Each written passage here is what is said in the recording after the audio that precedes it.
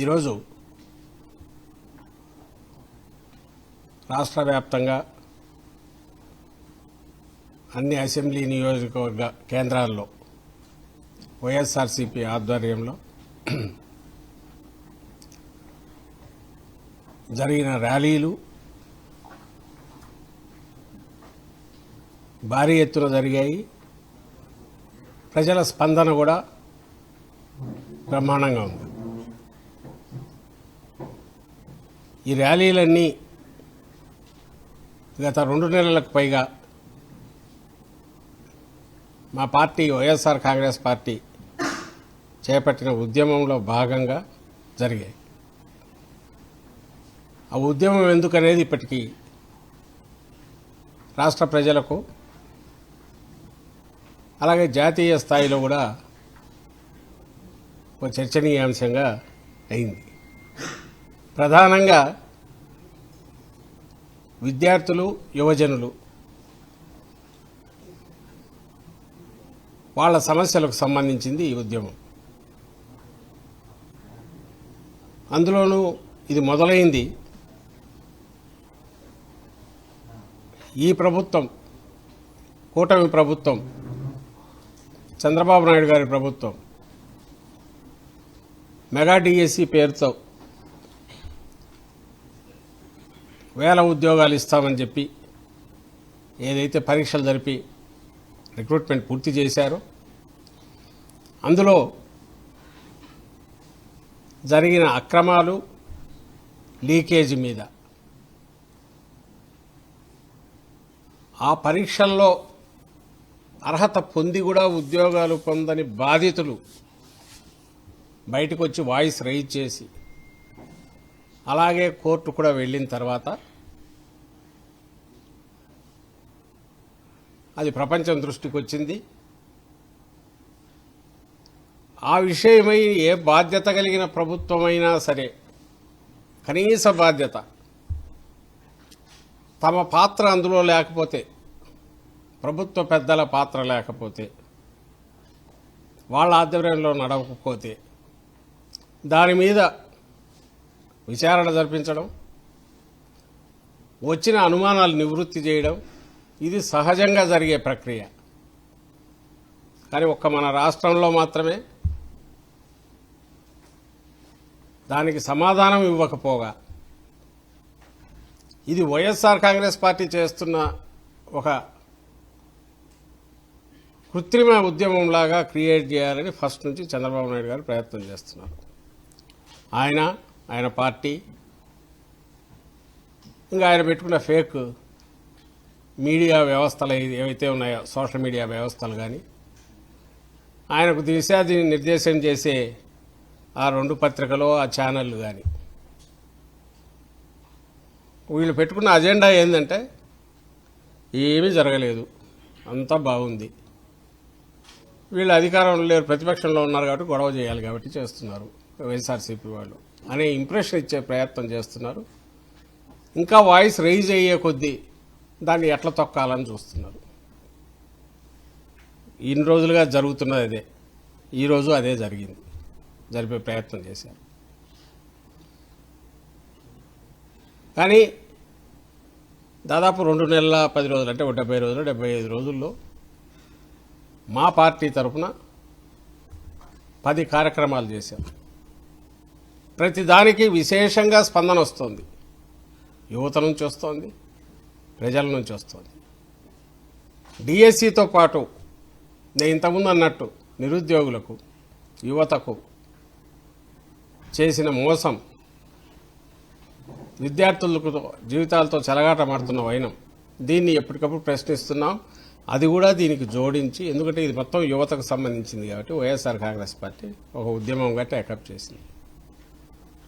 మా పార్టీ దీంట్లోకి అడుగు పెట్టడానికి ముందే, ఉద్యమం టేకప్ చేయడానికి ముందే జగన్మోహన్ రెడ్డి గారు విలేకరుల సమావేశం పెట్టడం ముందే, ఆ తర్వాత ఆయన జగన్మోహన్ రెడ్డి గారు ఎవరైతే డిఎస్సిలో బాధితులై 1:1లో పిలవబడి కూడా అవకాశం రాలేదో, డినై చేశారో ఉద్యోగం, వాళ్ళ గోడు వచ్చి చెప్పుకున్న తర్వాత దానికి ముందే వాళ్ళంతటా వాళ్ళే అభ్యర్థులు వాళ్ళ గొంతు ఇప్పడం మొదలుపెట్టారు. కోర్టు కూడా వెళ్ళారు. ఇది వాస్తవం. ప్రజాస్వామ్యంలో ఏ అంశం మీదైనా ఒక ఇండివిజువల్ దగ్గర నుంచి ఒక సమూహం వరకు, ఒక రాజకీయ పార్టీ అయినా ఏ నినాదమైనా ఇవ్వచ్చు. కానీ ప్రజలకు ఆమోదయోగ్యం కానిదైతే నిలబడదు. మన వైఎస్ఆర్ కాంగ్రెస్ పార్టీ టేకప్ చేసిన ఈ ఉద్యమం ఎందుకు నిలబడి రోజు రోజుకు స్పందన పెరుగుతోంది, ప్రజల్లోకి బాగా చొచ్చుకు వెళ్ళిందంటే కారణం ఏమంటే దాంట్లో ఉంది కాబట్టి, దాంట్లో వాస్తవం ఉంది కాబట్టి. ఎస్, ఇది కరెక్టే కదా, ఎందుకు ఆన్సర్ ఇవ్వలేదు ప్రజలు అడుగుతున్నారు, ఎక్స్పెక్ట్ చేస్తున్నారు ఆన్సర్ కాబట్టి. అలాగే అక్రమాలు జరిగాయి, లీకేజీ జరిగింది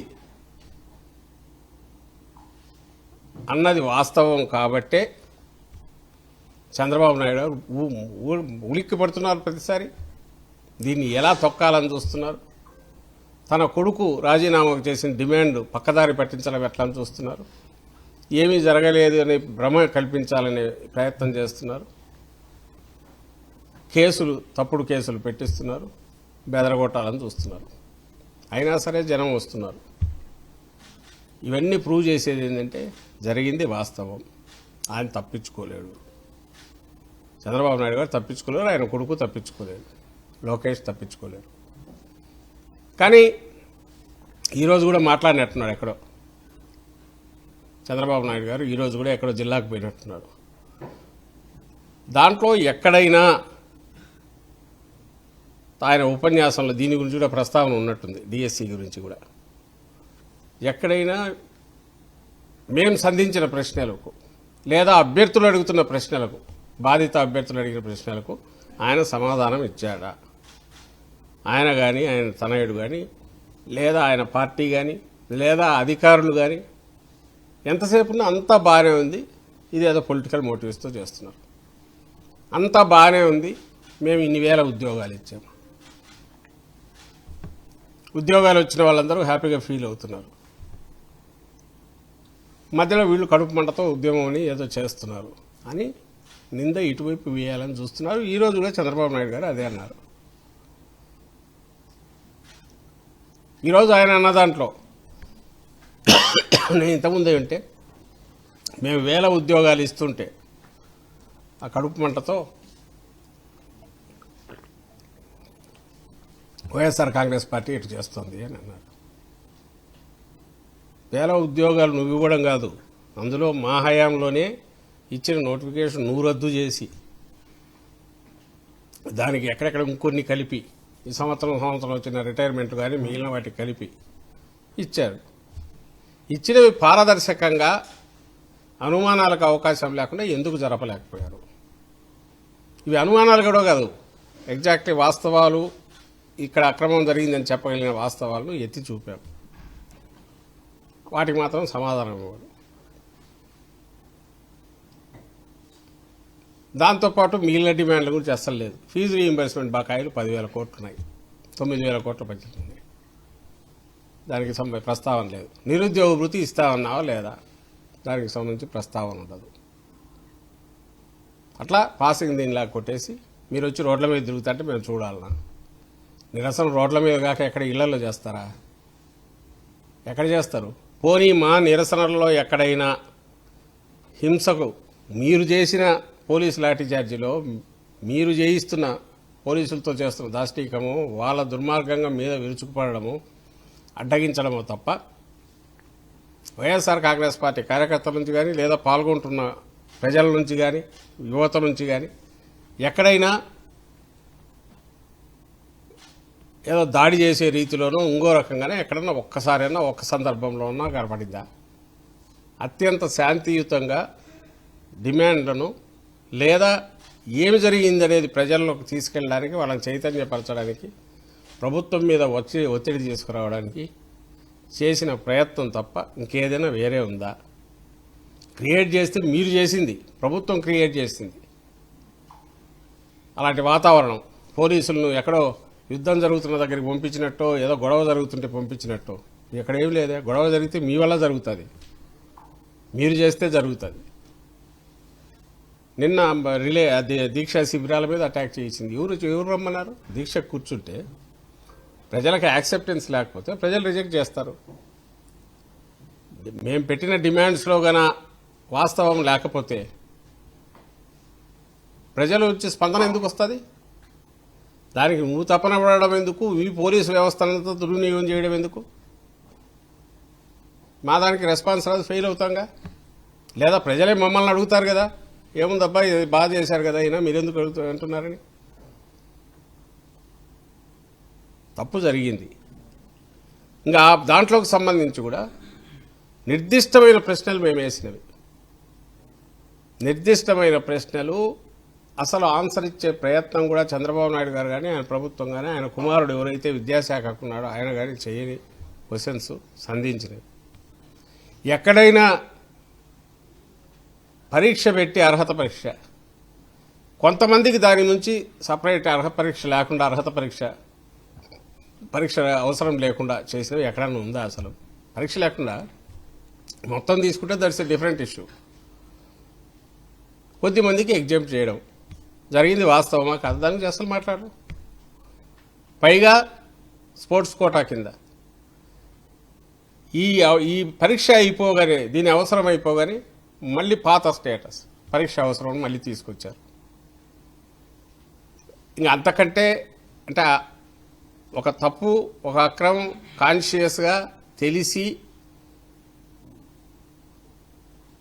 అడ్డదారుల్లోనో తమ వాళ్లను డబ్బు కమ్ముకోవడానికో తీసుకోవడానికి ఒక దారి రాచమార్గం ఏర్పాటు చేసుకునే నిర్ణయం, కుట్ర, దాని అమలు హైయెస్ట్ లెవెల్లో జరిగిందని ప్రూవ్ అవుతుందా లేదా?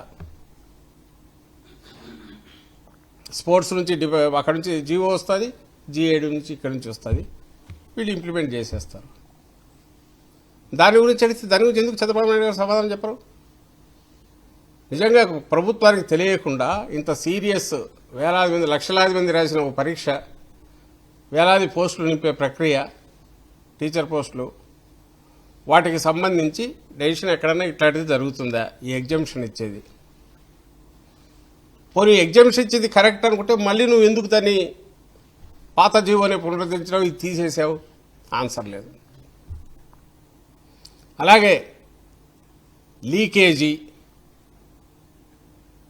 క్లియర్గా తెలుస్తుంది. ఎవరైతే పరీక్ష పేపర్లు సెట్ చేసే వాళ్లకు, SCERT డైరెక్టర్కు మాత్రమే పరీక్ష పత్రాలు, ప్రశ్న పత్రాల మీద పూర్తి ఇది ఉంటుంది, తన అవగాహనలో ఉంటాయి, తన కంట్రోల్లో ఉంటుంది.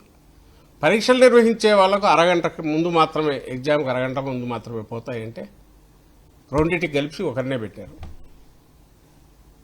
అంటే ఎవరి చేతైతే సెక్యూరిటీ ఇది ఉందో, ఎవరైతే పరీక్ష పెడతారో వాళ్ళ చేతిలోనే నిర్వహణ కూడా ఉంది. అలాగే ఎవరైతే మెరిట్ లిస్ట్లో టాప్ వచ్చినాడో ఆ మెరిట్ లిస్ట్ కరెక్ట్ చేసి మళ్ళీ సెకండ్ మెరిట్ లిస్ట్ ఇచ్చారు. దాని గురించి కిమ్మను మాట్లాడరు. ఆ టాప్ వచ్చిన అతను ఎవరు? అవుట్ సోర్సింగ్ ఎంప్లాయీ SCERTలో, అంటే క్వశ్చన్ పేపర్ సెట్ చేసే దగ్గర. అది కూడా ఎట్లా తెలిసింది? ఆయన కోర్టుకు పోతే తెలిసింది, లేకపోతే బయటకు గప్చుప్ ఎక్కడా కనపడకుండా మెరిట్ లిస్టు పెట్టేసి మార్చేశారు. ఎక్కడైనా ఇంతవరకు జరిగిందే? దీనికి సంజాయిషి ఇవ్వాల్సిన అవసరం ఉందా లేదా ప్రభుత్వం? ఎందుకు ఇవ్వట్లా? తర్వాత మెరిట్ దీనికి సంబంధించిన లిస్టు తర్వాత ఫైనల్ సెలక్షన్ లిస్ట్ వచ్చింది తప్ప మధ్యలో ఎవరెవరిని షార్ట్ లిస్ట్ చేసి 1:1 సెలెక్ట్ చేశారో పెట్టలా. ఎందుకు పెట్టలా? పర్సన్ టు పర్సనే మెసేజ్ పంపించారు. ఎందుకంటే పరీక్ష లేకుండా తీసుకునే వాళ్ళు ఉన్నారు, ఆ విషయం బయట ఎక్కడా పొక్కకూడదు. మరి దానికి ఆన్సర్ ఇవ్వాలిగా, ఇవ్వట్లా. అలాగే లీక్ అయింది అనడానికి కృష్ణా జిల్లాలోని ఒక కోచింగ్ సెంటర్తో సంబంధం ఉండే వ్యక్తి డెప్యుటేషన్ మీద SCERTలో ఉన్నాడని బయటపడింది. సంవత్సరం నుంచి అతను ఉన్నాడు. అతను కీలక పాత్ర పోషిస్తున్నాడు, అంటే ప్రశ్నపత్రాలు సెట్ చేసే దగ్గర. అక్కడి నుంచే బయటకు వచ్చాయని అంటున్నారు. దానికి ఆన్సర్ లేదు. ఇట్లా మొత్తం లీకేజ్ జరిగింది అనే దానికి బలమైన తిరుగులేని ఆధారాలు దానికి ఉన్నాయి. స్పోర్ట్స్ కోటాలో అయితే ఎప్పుడైతే స్పోర్ట్స్ కోటాలో ఫ్రీగా ఈ పరీక్ష లేకుండా డిఎస్సి పరీక్ష లేకుండా ఇవ్వచ్చు అన్నారో దాంట్లోకి ఎక్కడెక్కడి నుంచో వచ్చే వాళ్ళందరికీ ఉండవు కాబట్టి ఫేక్ సర్టిఫికెట్లు వచ్చేసాయి. ఎంపీ ఇచ్చిన సర్టిఫికెటు, అతను ఏదో సాఫ్ట్ బాల్ జూడోను, ఇంకొక ఎమ్మెల్యే టీడీపీ ఎమ్మెల్యే ఇద్దరు టీడీపీకి చెందిన వాళ్ళే వాళ్ళు ఇచ్చినవి వచ్చి ఇవన్నీ ఒకదానికి ఇవన్నీ ఉన్నాయి, కనపడుతున్నాయి కళ్ళ ముందు.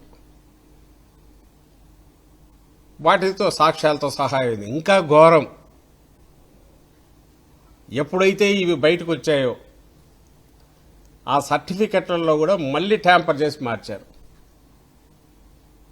ఒక వ్యక్తికి ఫైనల్ సర్టిఫికెట్ ఈ బేసిస్ మీద ఇచ్చామన్న దానికి సపోర్టింగ్ డాక్యుమెంట్ వేరే వ్యక్తిది పెట్టారు. ఇది బయటపడింది. పాయింట్అవుట్ చేయగానే ఆ బ్యాకప్ సర్టిఫికెట్ ఇచ్చారు, ఏ అర్హత వల్ల ఫైనల్ సర్టిఫికెట్ దాంట్లో పోటీల్లో పాల్గొన్నాడో అది తీసి మళ్ళీ ఇతనికి ఎక్కడి నుంచో ఫేక్ సర్టిఫికెట్ తెచ్చిపెట్టినట్టున్నారు, అది పెట్టారు వెబ్సైట్లో. కానీ మెయిన్ దాంట్లో డేటాలో మాత్రం తీయడం మర్చిపోయారు, అది అట్లాగే దొరికిపోయారు. అంటే ఒక తప్పును కవర్ చేయడానికి తప్పు మీద తప్పు చేస్తూనే ఉన్నారు తప్ప ఎక్కడ కూడా దీని గురించి ఇదిగో మీకు అందరికి అనుమానాలు ఉన్నాయి కదా, ఇదిగో మేము ఎంక్వైరీకి వేస్తున్నాం అని ఎందుకు అనలేకపోతున్నారు? నిజంగా కింది స్థాయిలోనో ఎక్కడో సిస్టంలో ఉండే లోపాల వల్లనో జరిగితే చేసేవాళ్ళేమో. ఎప్పుడైతే పైనుంచి ఉన్నారు కాబట్టి టాప్ లెవెల్లో, అంటే దానికి నిర్వహిస్తున్న విద్యా మంత్రిత్వ శాఖను చూస్తున్న లోకేష్ దగ్గర నుంచి ఉంది కాబట్టి ఇంకా ఎక్కడ సందు ఇచ్చినా నిర్రేగన ఒకటి కిందది పడితే మొత్తం బయటికి ఒప్పుకోవాల్సి వస్తుందేనో అడ్డంగా. ఏమీ లేదు, అంతా బాగుంది, కావాలని చేస్తున్నారని వీళ్ళు చంద్రబాబు నాయుడు గారి ఆయన గ్యాంగ్ కానీ ప్రభుత్వం కానీ ఆ స్టాండ్ తీసుకుంది అనేది క్లియర్ కనపడుతోంది. ఇది వాస్తవం. దాని మీద జరుగుతున్న ఉద్యమం, ఈ ఉద్యమం ప్రజల్లో బ్రహ్మాండంగా పోతోంది కాబట్టి, ప్రజలు దాన్ని అర్థం చేసుకున్నారు కాబట్టి, ముఖ్యంగా యువత, విద్యార్థులు, యువజనులు వీళ్ళు అర్థం చేసుకున్నారు కాబట్టి మా పార్టీ ఇచ్చే పిలుపుకు రెస్పాన్స్ అట్లా వస్తుంది. ప్రతి ప్రోగ్రాము బ్రహ్మాండంగా సక్సెస్ అవుతుంది. ఈరోజు ర్యాలీలు కూడా అంతే. ఈరోజు ర్యాలీల్లో నిన్న సాయంత్రం వరకు మేము లెటర్లు ఇచ్చి అన్ని చోట్ల మాది ర్యాలీలు ఉన్నాయని ఇన్ఫర్మేషన్ ఇచ్చి ప్రొటెస్ట్ ర్యాలీలు జరుపుతున్నాం, శాంతియుతంగా జరుపుతున్నాం, మాది బాధ్యతనిచ్చి 4-5 రోజుల పైన. ఎందుకంటే ప్రోగ్రామ్ ఎప్పుడో డిసైడ్ చేసింది, స్టేట్ ప్రోగ్రామ్. అది అంత పీస్ఫుల్గా పాయింట్ టు పాయింట్ చెప్పి ఎక్కడ అటాకో చలో అసెంబ్లీలో ఇంకోటి కాదు, వేరే ఇవ్వలేదు, కేవలం ఇలాంటి పీస్ఫుల్గా ఇది చేస్తామనంటే దానికి నిన్న ఈవినింగ్ వరకు కామ్గా ఉండి నిన్న మధ్యాహ్నం సాయంత్రం నుంచి మొదలు పెట్టారు నోటీసులు ఇవ్వడం.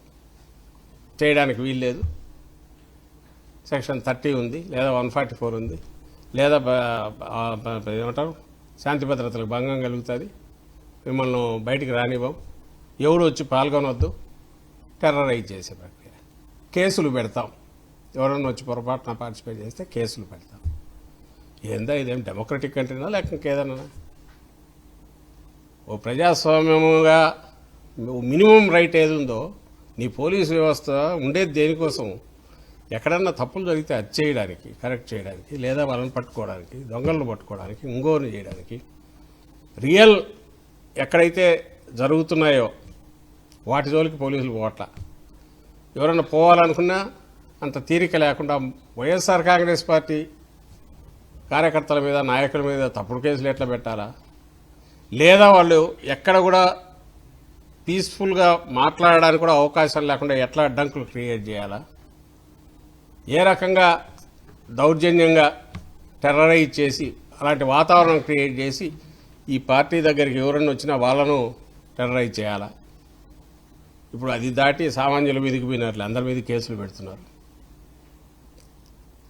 లేకపోతే ఈరోజున్న వేల మంది పోలీసులు నిజంగా వాళ్ళు అంత ఎఫెక్టివ్గా, అంత ఎఫిషియెంట్గా వాళ్ళ దాని మీద డ్యూటీల మీద ఇది వెళ్తే లా అండ్ ఆర్డర్ సిచ్యువేషన్ ఇంత ఘోరంగా ఉండదు రాష్ట్రంలో. దాన్ని గాలికి వదిలేసినారు. ఎక్కడైతే పీస్ఫుల్గా చేస్తూ ఎవ్వరికి ఇబ్బంది కలిగించని వీటి మీద మాత్రం ఎక్కడ లేని ఆంక్షలు పెడుతున్నారు, కేసులు పెడుతున్నారు. దేనికంటే భయపడుతున్నారు కాబట్టి. మేమంటున్న ప్రతి మాట వాస్తవం కాబట్టి జగన్మోహన్ రెడ్డి గారు పలుకుతున్న ప్రతి పలుకు, ఆయన ఎత్తి చూపుతున్న ప్రతి అంశం అది ఈ ప్రభుత్వం చేస్తున్న తప్పో లేదా మోసమో లేదా దగానో లేదా దుర్మార్గమో కనుకే దానికి ప్రజల నుంచి స్పందన వస్తోంది కనుకే వణికిపోతున్నారు. ఇంకా దాన్ని రాకూడదు, బయటికి రాకూడదు కాబట్టి అన్ని రకాల ప్రయత్నాలు చేస్తున్నారు. అవి ఎంత ప్రయత్నం చేస్తే అంత బంతి కదా గోడ కొడితే ఎట్లయితే వస్తుందో, నేల కొడితే ఎట్లా పైకి ఎగురుతుందో అట్లే అవుతుంది. ప్రజలు కూడా ఇవి కూడా గమనిస్తున్నారు.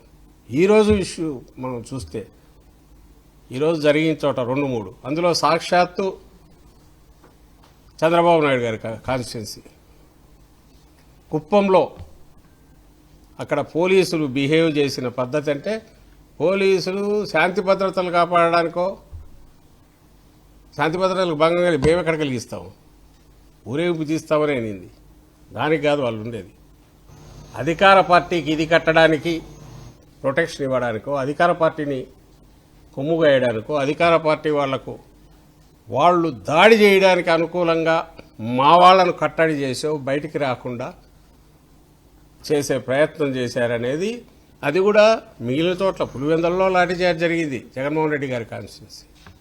ఇంకా కొన్ని చోట్ల ఇదేంది ఆపే ప్రయత్నం చేశారు. ఇది మరీ బరితెగించి కుప్పంలో టీడీపీ కార్యకర్తల కంటే, పసుపు చొక్కాలు వేసుకున్న కార్యకర్తల కంటే ఘోరంగా పోలీసులు బిహేవ్ చేసి వాళ్లకు ప్రొటెక్షన్ ఇచ్చి ఇటువైపు బయటికి రాకుండా ఎట్లా వ్యవహరించారనేది విజువల్తో సహా ఉంది. ఒక్కసారి చూడండి, కుప్పంలో జరిగింది. ఇది మా నియోజకవర్గ ఇన్ఛార్జి ఎమ్మెల్సీ భరత్. ఆయన శాంతియుతంగా బయటికి వెళ్ళాలనుకుంటే ఇంటి దగ్గర అటకాయించి గేటు దాటకుండా పోలీసులు ఆపేశారు. మేము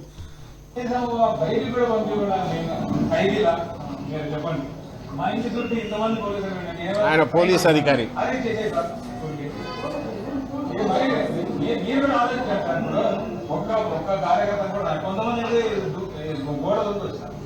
మరి మేము అంత అన్యాయం ఏం చేశాను మీరు చెప్పండి. ఇప్పుడు జరిగిన అన్యాయాన్ని క్వశ్చన్ చేస్తాను. బీజేపీ డెమోక్రటిక్ రైట్ మీరు చెప్పండి. కనీసం అక్కడ వరకు కూడా ఓడికుండా మొత్తం ఏదైనా టెర్రరిస్ట్ సార్ ఎంతమంది ఉన్నారు సార్ మాకు ఎవరిని రానియకుండా లోపలికి రానియకుండా కనీసం మమ్మల్ని బయట వరకు కూడా ఓడిపోయాయి కదా.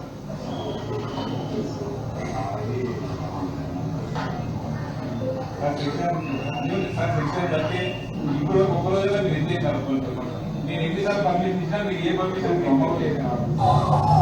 ఇదే ఆపమ్మా, ఒకసారి ఆపు. సెక్షన్ 30 ఉంది అంటాడంటే ఎవరు తిరగకూడదని. మరి వీళ్ళు వస్తారు టీడీపీ వాళ్లకు, వీళ్ళు ప్రొటెక్షన్ ఇచ్చి మళ్ళీ సైరన్ పెట్టి పైలట్ వెహికల్ పెట్టి వాళ్ళు వస్తున్నారు. ఇది చూడండి, పెట్టు.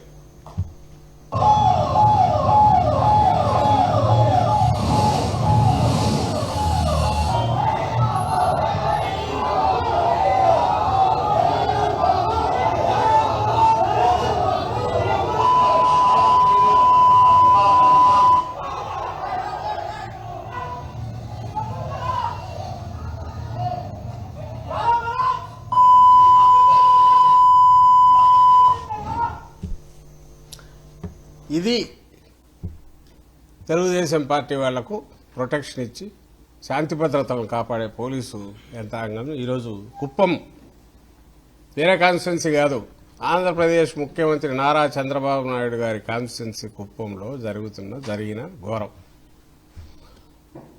ఇటువైపేమో ప్రజాస్వామ్యయుతంగా శాంతియుతంగా నిరసన తెలిపే హక్కు, రాజ్యాంగం ఇచ్చిన హక్కు, దాన్ని ఉపయోగించుకొని బయటికి వచ్చి పీస్ఫుల్గా ఇచ్చేస్తామనుకున్న మా నాయకులను, మా కార్యకర్తలను కట్టడి చేయడం. ఎక్కడ ఆయన ఎమ్మెల్సీ కూడా మా ఇన్ఛార్జ్ భరత్, ఆయన ఇంటి దగ్గర నుంచి బయటకు, ఆయన ఇంట్లో కూడా ఎవరిని పోనీలే. అదే అంటాడు కదా, గోడ దూకి రావాల్సి వచ్చింది మా ఇంట్లోకని. అదేమన్నా జైలా? ఇల్లును జైలు చేశారు. మా నియోజకవర్గ ఇన్ఛార్జి ఎమ్మెల్సీ భరత్ ఇంటినేమో జైలు చేశారు. ఇంకో పక్క సెక్షన్ 30 అమల్లో ఉంటే మరి ఎవరిని రానియకూడదు.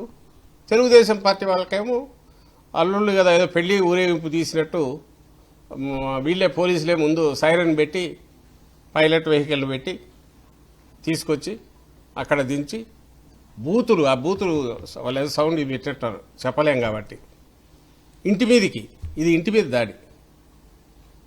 శాసనమండలి సభ్యుడు వైఎస్ఆర్సీపీ కుప్పం నియోజకవర్గ ఇన్ఛార్జ్ భరత్ ఇంటి మీద తెలుగుదేశం పార్టీ వాళ్ళు చేసిన దాడిని ఫెసిలిటేట్ చేసే దాన్ని మాత్రం దిగ్విజయంగా పోలీసులు పూర్తి చేశారు. వేరాజ్ అక్రమాలు జరిగిన వాటి గురించి ప్రజలందరికీ తెలిసే కార్యక్రమం ఏదైతే టేకప్ శాంతియుతంగా చేశామో దాన్ని మాత్రం బయటికి రాకుండా గొంతు నొక్కారు. ఇప్పుడు కేసులు పెట్టినా పెడతారేమో, ఇంట్లో నుంచి బయటకు వచ్చే ప్రయత్నం చేశారని చెప్పి పెడతారేమో తెలియదు. ఎందుకంటే నిన్న మొన్న దీక్షా శిబిరాల్లో జరిగిన దగ్గర వాళ్ళు అటాక్ చేసి మా వాళ్ళ మీద కేసులు పెట్టారు. ఇక్కడ పెట్టినా ఆశ్చర్యపోవచ్చు. ప్రజాస్వామ్యం వదిలేయండి, అది మామూలుగా దాన్ని ఏమంటావు నియంతృత్వ పోకడలు ఉండడం కాదు, నియంత్రణ దాంట్లో కూడా ఇట్లుంటుందని అయితే నేను అనుకోవట్లా. నువ్వు ఈ ప్రభుత్వ వ్యవస్థ లేకపోతే చంద్రబాబు నాయుడు ఒకరోజు బయట తిరగలేడు. దాన్ని అడ్డం పెట్టుకొని ఆయన కొడుకు ఆయన ముఠా ఈ ప్రభుత్వం పేరుతో నడుస్తున్న మాఫియా ఇదే ఏదైతే ఉందో అరాచకం, ఇది ఒక్క పూట సాగించలేరు. కేవలం వాళ్ళని ఎందుకు పెట్టుకుంటున్నారంటే వాళ్ళకు సైన్యం కింద పెట్టుకోవాలని చూస్తున్నారు. మాట వినని పోలీసు అధికారులు తెచ్చి ఎక్కడ పడేస్తారు. 500 కొద్ది ఇప్పటికే బయట ఉన్నట్టున్నారు. వాళ్ళు కింది స్థాయి పోలీసుల వరకు వాళ్ళు సఫర్ అవుతున్నారు. అట్లా అంటే మాట విన్న వాళ్ళకి మాత్రం పూర్తి అధికారం ఇస్తున్నారు. వాళ్ళ పనిలో పని వీళ్ళ సెటిల్మెంట్లు చేస్తున్నారు. వాళ్ళు ఉన్నతాధికారుల ఆధ్వర్యంలో అలాంటి బాపతి ఎవరు ఉన్నారో వాళ్ళందరూ వాళ్ళ సెటిల్మెంట్ వాళ్ళు చేసుకుంటున్నట్టున్నారు. ఇది ఇప్పుడు జరుగుతున్నది. దాని ఉదాహరణగా ముఖ్యమంత్రి కాన్స్టిట్యున్సీ కాబట్టి నేను చూపించాను. ఇంకోవైపు పులివెందుల ప్రతిపక్ష నాయకుడు మాజీ ముఖ్యమంత్రి జగన్మోహన్ రెడ్డి గారి దగ్గర అలాగే మిగిలిన చోట్ల వీళ్ళ బిహేవియర్ చూడండి, అట్లా బయటికి రాకుండా గొంతు నొక్కేది లేదు. ఒక్కసారి పెట్టండి.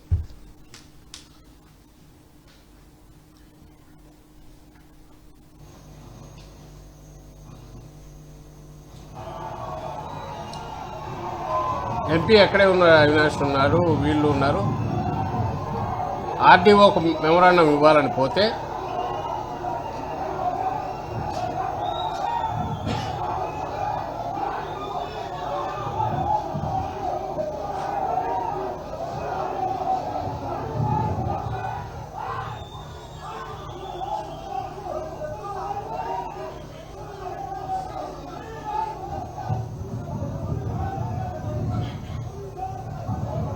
ఇది పులివెందుల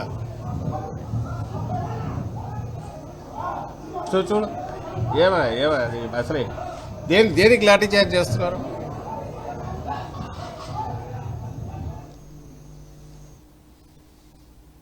ఇంకా మిగిలిన చోట్ల కూడా అలాగే ఉన్నట్టుంది. మిగిలినవి ఉన్నాయా చూడు ఒకసారి పెట్టు.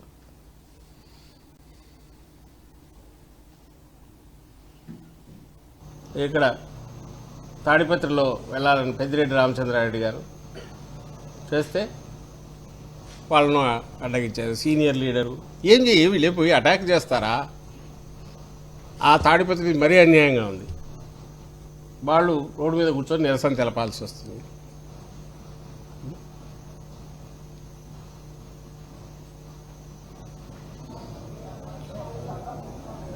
బొత్స సత్యనారాయణ గారు కౌన్సిల్లో రాయను కథలు ఇలా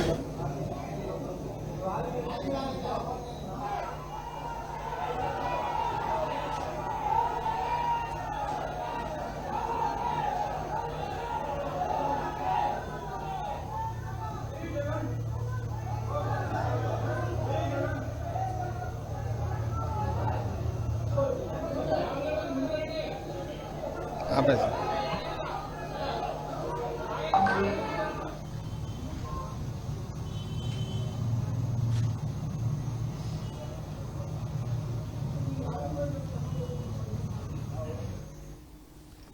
100 మంది పోలీసులు డిప్లాయ్ చేశారు.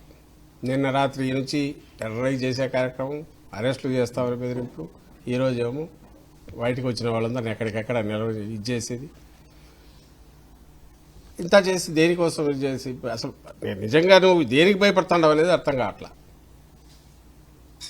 దీనివల్ల నేను ఇంతకుముందు అన్నట్టే బియాండ్ డౌట్ ఇది ప్రూవ్ అవుతుంది. ఎస్ పై నుంచి ఇన్వాల్వ్ అయ్యి చేశారు. లేకపోతే ఇప్పటికే దీన్ని ఏదో రకంగా విచారణకు ఆదేశించేనే ఇచ్చేసి అది కూడా చేసే ప్రయత్నం చేయట్లా. ఇక్కడ ఇప్పుడు పెద్దిరెడ్డి గారు వీళ్ళు పోయిండేది తాడిపత్రి దగ్గర ఇప్పుడు కాదు ఫస్ట్ నుంచి ఎప్పుడు కార్యక్రమం పెట్టుకున్నా టీడీపీ నాయకుడు ఆయన జేసీ ప్రభాకర్ రెడ్డి ఇమ్మీడియట్ మేము కార్యక్రమం పెడుతున్నామన్నాం. ఆయన పెడుతున్నాడు కాబట్టి మీరు బయటకు రావద్దని ఇక్కడికి చెప్తాం. కోర్టు నుంచి ఇది వచ్చినా సరే ఇప్పటికే అలవ్ చేయకుండా కేవలం పోలీసులను ముందు పెట్టుకొని రాజ్యం నడపాలని చూస్తున్నారు. మాట వినని పోలీసులను పక్కన ఇచ్చేసి వాళ్ళని అన్ని రకాలుగా వేధింపులకు గురి చేయడము ఇది చేస్తున్నారు. దారిలో ఎక్కొచ్చిన వాళ్ళకు అందలం ఎక్కించి వాళ్ళకు పూర్తి పవర్స్ ఇచ్చేస్తున్నందువల్ల ఈ మొత్తం ఈ అరాచకంలో దీంట్లో ఒక ఆర్గనైజ్డ్ అరాచకంలో పోలీసులను కిరాయి సైన్యంలాగా వాడుకుంటూ చంద్రబాబు నాయుడు ముఠా చేస్తున్న దాంట్లో ఇంకోటి పరాకాష్ఠగా ఇప్పుడు ఈ యువతకు సంబంధించి ఏ డిమాండ్లతో అయితే డిఎస్సి అక్రమాలు అయితేమి మిగిలిన వాటి మీద చేస్తున్న మన నిరుద్యోగ భృతి ఇవ్వాలని, అలాగే ఫీజు రీయింబర్స్మెంట్ 9,000 కోట్ల పైన అయిపోయింది. పిల్లల మీద ప్రెజర్ పెరిగింది, కాలేజీ యాజమాన్యాల నుంచి పేరెంట్స్ మీద పెరిగింది. అలాగే నిరుద్యోగ భృతి అని ఇస్తామని చెప్పి మోసం చేశారు. ఇప్పటికీ 3,000 రూపాయలు ఇస్తాము ఉద్యోగం కానీ నిరుద్యోగ భృతి ఇంతవరకు ఒక్క నయా పైసా ఇవ్వలేదు. ఆ ప్రయత్నం కూడా చేయట్లేదు. వీటన్నిటినీ అడగకుండా ఎందుకుంటారు? ప్రజలు అడగడం అంటే రాజకీయ పార్టీల ద్వారా కాక ఎవరు అడుగుతారు? రాజకీయ పార్టీలు మేము చెప్పినవి సరిగా లేకపోతే ప్రజలే రిజెక్ట్ చేస్తారు. మధ్యలో నీకెందుకు దాంతో పని? గవర్నమెంట్కి ఏం పని దాంతో? సో ఈ ఉద్యమం ఆగదు, ఇది ఖచ్చితంగా ఇంకా కంటిన్యూ అవుతుంది. అండ్ ప్రజలకు అర్థమైంది అక్కడ మోసం జరిగింది, అక్రమాలు జరిగాయి డిఎస్సి దాంట్లో, అండ్ నిజమైన అభ్యర్థులకు అన్యాయం జరిగింది, డబ్బులకు లావాదేవీలు కూడా జరిగాయి అనేది రికార్డెడ్గా అవి దొరికాయి. అలాంటి లావాదేవీలు జరిగాయి అనడానికి దొరికిన దాని మీద పెట్టిన కేసు ఫోన్ నంబర్తో సహా ఉన్నా సరే అన్నోన్ కింద పెట్టి ఏ రకంగా దాన్ని క్లోజ్ చేయాలని చూశారో, ఏమంటే ఛార్జ్ షీట్ కూడా ఫైల్ చేసామంటారు. ఆ అబ్బాయి ఎవరైతే అది చేశారో అతన్ని ఇంతవరకు అరెస్ట్ చేయలేదు. అంటే మీ ఆశీర్వాదం ఉన్నట్టే కదా వాళ్ళకు. అంటే ప్రతిదీ బుకాయించడము దబాయించడం కాదు, అసలు ఏమి జరగనట్టు అంత ప్రశాంతంగా ఉన్నట్టు బిహేవ్ చేస్తున్నాడు. దాన్ని బద్దలు కొడతాం, అది బద్దలు కొడతాం ఖచ్చితంగా. ఇది అతను రాజీనామా చేయాల్సిందే లోకేష్, అంతవరకు దీన్ని పుష్ చేస్తాం. ఎందుకంటే తప్పు చేశాడు కాబట్టి. లేదు చేయలేదనేది ప్రూవ్ చేసుకోవాలా. ఎక్కడ నీ దర్యాప్తు కాదు, దొంగే తనే అడ్వకేటు తనే జడ్జిలాగా ఉండడాన్ని ఎట్లా ఒప్పుకుంటాం? అది ఖచ్చితంగా ఈ స్టేట్ కాదు బయట దీన్ని జరగాలి. సహజంగానే జాతీయ దర్యాప్తు సంస్థ అయిన సిబిఐతో దీన్ని జరిపించాలి. సిబిఎన్ ఎంక్వైరీ కాదు, సిబిఐ దర్యాప్తు జరగాలి మనకు అనేది మా డిమాండ్. అప్పుడు ఈయన పునీతుడై బయటికి రావచ్చు లోకేష్. వచ్చి ఆయన విద్యామంత్రి కావచ్చు, లేదంటే ఆయన కోరుకుంటున్న ముఖ్యమంత్రి అన్న గమనం వద్దని ఎవరన్నారు.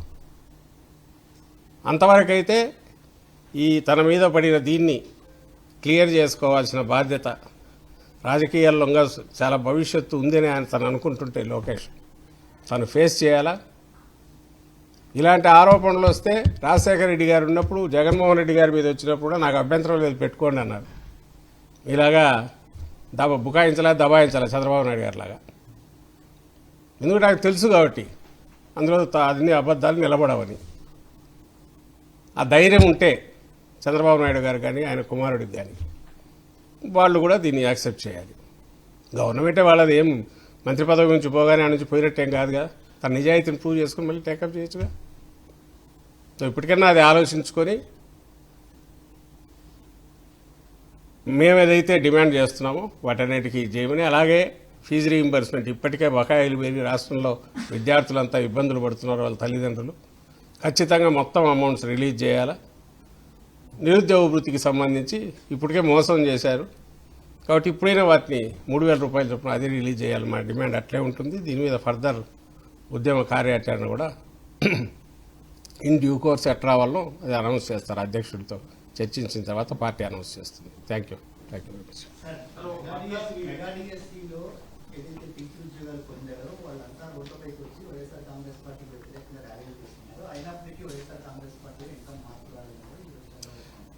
ఆయన ఒక ఈవెంట్ మేనేజర్ అని మన ఎవరో వాళ్ళ అభిమానం ఎవరు పెట్టినట్టున్నారు, చంద్రబాబు నాయుడు ఈవెంట్ మేనేజర్ అయిపోయినాడు.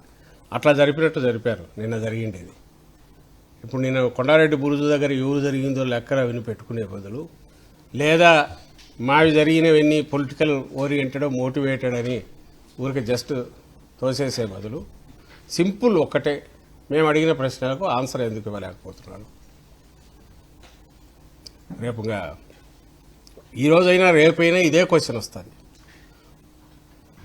ఈరోజు ఉద్యోగం వచ్చిన వాళ్ళు ఎవరైనా ఉండి ఎంతమంది ఉన్నారు నాకు అక్కడికి తెలియదు, కానీ ఎందుకంటే కౌంట్ చేయలేము. అలాగే మా దగ్గర ఏదైతే ఇప్పుడు వచ్చిన వాళ్ళందరినీ ఎంతమంది వీళ్ళున్నారని వాళ్ళు కౌంట్ చేయలేకపోవచ్చు. బట్ మా దగ్గర వచ్చిన వాళ్ళలో ఎవరైతే బాధితులు ఉన్నారో, ఎందుకు బాధితులమని అనుకుంటున్నామో ఆధారాలతో సహా చూపించారు. ఉద్యోగం వచ్చిన వాళ్ళు ఉద్యోగం వచ్చినందుకు హ్యాపీగానే ఉంటారు, డౌట్ లేదు. కానీ ఆ రావడంలో జరిగిన తప్పు జరిగిందన్న దానికి ఆన్సర్ ఇవ్వాల్సిన పెద్ద మనిషి అది ఇవ్వకుండా, ఉద్యోగం వచ్చిన వాళ్ళు మేము హ్యాపీ అని అన్నారంటే, ఉద్యోగం వచ్చిన వాళ్ళు హ్యాపీగా ఉండక అన్హ్యాపీగా ఎందుకుంటారే? వాళ్ళకేం బాధ ఎందుకుంటుంది? మా ఆరోపణకు మాది వదిలేయండి, ఇదిగో ఇవి ఈ ఆధారాలతో మేము చెప్తున్నాం తప్పు జరిగిందని క్లియర్గా చూపించిన వాళ్లకు చంద్రబాబు నాయుడు గారు కానీ ఆయన కుమారుడు కానీ ఆన్సర్ ఇవ్వాలి. అది అధికారులతో ఇప్పించే కూడా ప్రయత్నం చేయట్లేదు. మా దగ్గరికి రండి మేము ఇస్తామంటారు, మళ్ళీ వాళ్ళ పాటే వాళ్ళు పడుతున్నారు. ఈ పర్టికులర్ ప్రశ్నలకు డిఎస్సిది సంబంధించినంత వరకు జీవోలు తెచ్చిన మాట వాస్తవం. ఎందుకు తెచ్చారు, పరీక్ష ఎందుకు తీసేశారు, మళ్ళీ అట్లా ఎందుకు పెట్టారు, ఎందుకు ఆన్సర్ లేదు? అలాగే వీటికి సంబంధించి రెండింటికి ఒకరే ఉండడం, మెరిట్ లిస్ట్ మార్చడం, ఇంతకంటే ఏం టిప్స్ ఇవి ఉంటాయి? ఏ స్కామ్లో అయినా అక్రమాల్లో అయినా కనపడిన ఆధారాలను బట్టి మొదలుపెట్టి మూలాల్లోకి వెళ్తే క్లియర్ అన్నా అవుతుంది డౌట్, లేదా నిజంగా దోషులు ఎవరుంటే వాళ్ళని పట్టుబడతారు. ఎందుకు చేయలేకపోతున్నావు పని? ఇంత నువ్వు వేల మంది పోలీసులను దించి నువ్వు 100 కోట్లు ఖర్చు పెడుతున్న ఫేక్ మీడియా ద్వారా ఈ ఊరికి ఏదో పొలిటికల్గా మా మీద బురద చల్లడం అది కాకుండా, ప్రభుత్వంలో ఉన్నాక ఆరోపణ వచ్చాక మళ్ళీ చెప్తున్నా, మేము ముందనలా, వైఎస్ఆర్ కాంగ్రెస్ పార్టీ ముందనలా. మీ మీడియా మీరు చెక్ చేస్తే మీకే కనపడుతుంది. కోర్టులకు పోయింది కానీ రైజ్ చేసింది కానీ ఫస్ట్ అభ్యర్థులు వాళ్ళు రైజ్ చేశారు. వేసేవి మంచి తప్పే. మేమైతే జగన్మోహన్ రెడ్డి గారు ఉంటే వేసేవారు. ఏమొచ్చాయి ఆరోపణలు ఎందుకు చూడండి, లోతుగా చూడమనేవాళ్ళు.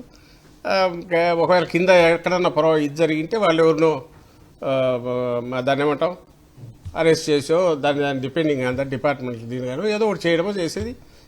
లా దాని కోర్సు తీసుకునేది చట్టం. ఇక్కడ ఎందుకు చేయలేకపోతున్నారు? ఎందుకు చేయలేకపోతున్నారంటే భయపడుతున్నారు. కదిలిస్తే మొత్తం తీగలాగినారు, డొంకంతా కదిలి ఎక్కడికి పోతుందంటే పోయిపోయి కొడుకు దగ్గరికి పోతుంది. ఆ దీంతో ఇంత అవస్థపడుతున్నారు. ఈ ఈవెంట్ మేనేజర్ మళ్ళీ చేయొచ్చు, నాకు తెలియదు. ఇప్పుడు ఈరోజు వచ్చినారు ఉన్నట్టు ఎందుకు వచ్చినారు వాళ్ళు అటాక్ చేశాడు. వాళ్ళే అయినా రేపు మేమే టీచర్లు మనొచ్చు తెలియదు. నిన్న కొండారెడ్డి బురుజు, ఈసారి ఇంకొకటి ఎక్కడన్నా చెప్పొచ్చాము, లేదంటే ఇక్కడ ఆయన అమరావతి అనేది ఉన్నారు కదా అక్కడికి కూడా రావచ్చాము, లేదా ఆయనే వీళ్ళందరినీ ఇప్పుడు ఈ పెట్రోలింగ్ వెహికల్స్ పెట్టి మనం పైలట్ వెహికల్స్ పెట్టి తీసుకురాగలరు కాబట్టి వాళ్ళందరినీ తెచ్చి పెరేడ్ కూడా చేయొచ్చు వచ్చాము అటు ఇటు. కానీ అది ఆన్సర్ కాదుగా దీనికి. మీరు మీడియాను కూడా రిక్వెస్ట్ చేస్తున్నా, మీరు క్వశ్చన్ చేయండి. ఈ క్వశ్చన్స్లో ఇవి క్లియర్గా కొట్టొచ్చినట్టు కనపడే వాటికి క్లారిఫికేషన్ ఇవ్వడం అవసరమా కాదా? మీరేం భావిస్తున్నారో మీడియా వాళ్ళు కూడా మీరు అది రైజ్ చేయండి. ఈ రెండు మూడు ఇవైతే ఉన్నాయో రెండింటికి ఒకడే నిర్వహణ పేపర్లు సెట్ చేశారు. అలాగే మెరిట్ లిస్ట్ మార్చడం, జీవోలు తీసుకొచ్చేసి అర్హత పరీక్ష నుంచి పరీక్ష అవసరం లేదని పెట్టడం, ఆ తర్వాత ఫేక్ సర్టిఫికెట్ రావడం, దాని మీద ఎందుకు ఎంక్వైరీ చేయలేకపోతున్నారో అర్థం కావట్లా. అదైనా చేయొచ్చుగా. ఎందుకు చేయరంటే వాళ్ళకు ఉన్నారు కాబట్టి తప్పు ఉంది కాబట్టి.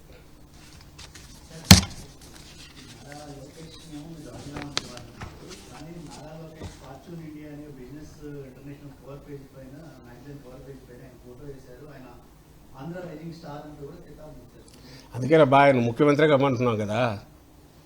ఇప్పుడైతే నేను ఆ మధ్య అన్నట్టున్నావు కదా, మనకు 3 డీసీఎంలని, ఒక ఆయన డమ్మీ సీఎం, ఒక ఆయన డిఫాక్టో సీఎం, ఇంకొక ఆయన డిప్యూటీ సీఎం. కాబట్టి అది ఉండే బదులు సూపర్ సీఎంగా ఎస్సీఎంగా ఆయనే మారచ్చు. ఎవరు? లోకేష్ గారు. ఆయన మరమనే చెప్పేది. ఇప్పుడు పార్టీ ఇప్పుడు ఆ పార్టీకి ఆ కూటమికి అది ఎట్లొచ్చినా కూడా తీర్పు అయితే వాళ్ళకి అనుకూలంగా వచ్చింది. వచ్చిన తర్వాత 5 ఏళ్ళు అయితే వాళ్ళకి మ్యాండేట్ ఇచ్చారు. వాళ్ళు మ్యాండేట్ ఇచ్చినప్పుడు వాళ్ళు ఎవరు కావాలంటే వాళ్ళు ముఖ్యమంత్రి కావచ్చు. ఆ ముఖ్యమంత్రిగా కనపడాల్సిన కవర్ పేజ్ స్టోరీలన్నీ ఇప్పుడు ఈయనకు లోకేష్కి ఇస్తున్నారు. బహుశా ఆయన కావాలనుకుంటున్నాడో, లేదంటే ఈయన చేయాలనుకుంటున్నాడో, లేదంటే ఈయన చేయదలుచుకోలేదో, అయినా సరే ఆయన కావాలనుకుంటున్నాడో మాకు తెలియదు. బట్ ఏదైనా సరే దీనికి ఉండమని చెప్పి ఈయన ముఖ్యమంత్రి చంద్రబాబు నాయుడు గారి కొడుకు కాబట్టి చేయమని అనట్లా, తప్పు జరిగింది కాబట్టి చేయమంటున్నావు. నువ్వు అది ప్రూవ్ చేసుకొని నువ్వు సీఎం కావద్దని ఎవడన్నాడు? లేదు, అసలు ముందు వచ్చినాయి కదా దీని మీద మేము ఎంక్వైరీ చేస్తున్నాము అని సీరియస్గా థర్డ్ పార్టీ దీన్ని చేసే ప్రయత్నమైనా చేసావా? అది కూడా చేయట్లేగా. మీ అనుమానాలు నివృత్తి చేయడానికి మేము ఈ నిర్ణయం తీసుకున్నామని థర్డ్ పార్టీది ఏమన్నా వేస్తే ఒకటొకటి బయటకు వస్తాయి. అక్కడ వచ్చి వీళ్ళు అభ్యర్థులు పోయి వీళ్ళు ఆర్గ్యూ చేస్తారు, ఇదో ఇట్లా ఇట్లా మాకు ఇట్లా జరిగిందని వాళ్ళు చెక్ చేస్తారు. మళ్ళీ దాన్ని ఒకవేళ చేయిస్తే మీరు ఇండివిజువల్ రండి అంటారు, ఒకరొకరు రండి మేము చూస్తామంటారు తప్ప పబ్లిక్ డొమైన్లో కానీ పబ్లిక్ దృష్టికి ప్రజల దృష్టికి పోయే రకంగా ఎంక్వైరీ కానీ పారదర్శకంగా కానీ చేయడానికైతే ప్రిపేర్డ్గా లేరంటే భయపడుతున్నారు, ఎందుకంటే తప్పు జరిగింది కాబట్టి.